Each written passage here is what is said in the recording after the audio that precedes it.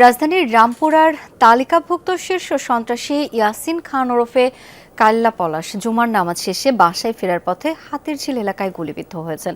বর্তমানে ঢাকা মেডিকেলে ভর্তি। এই বিষয়ে বিস্তারিত জানবো, যুক্ত হচ্ছেন সহকর্মী এম এ আজিজ। আজিজ, বিস্তারিত জানতে চাই ঘটনার। ধন্যবাদ শাওন। জুমার নামাজের পরেই মূলত ইয়াসিন খান পলাশকে গুলি করা হয় এবং তারপরই সেখান থেকে উদ্ধার করে স্থানীয় জনতা তাকে স্থানীয় একটি ক্লিনিকে ভর্তি করে এবং তারপরে সেখান থেকে ঢাকা মেডিকেল কলেজে আনা হয়।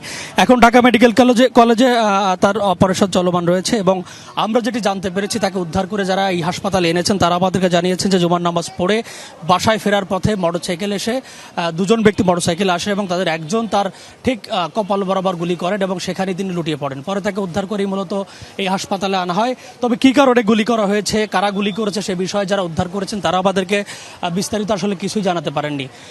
শাওন, আপনাকে জানিয়ে রাখি 2002 সালে এক যুবদল নেতা মিজানুর রহমানকে হত্যার ঘটনায় এই পলাশ 2003 সালে গ্রেপ্তার হন এবং তারপর থেকে তিনি মূলত কারাগারেই ছিলেন। গত মে মাসের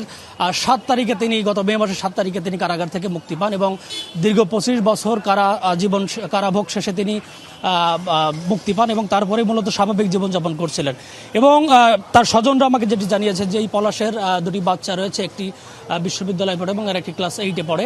তবে কারাগার থেকে বেরিয়ে তিনি স্বাভাবিক জীবনযাপন করছিলেন এবং তার কিছু ব্যবসা বাণিজ্য আছে, সেগুলোই নিয়েই মূলত তিনি দেখাশোনা করতেন। তবে কী কারণে আসলে গুলিবিদ্ধ হয়েছেন, কারা গুলি করেছেন, রাজনৈতিক কোনো দ্বন্দ্ব আছে কিনা সে বিষয়ে আসলে বিস্তারিত আমরা এখন পর্যন্ত কিছু জানতে পারিনি। শাওন। আজিজ, ধন্যবাদ আপনাকে।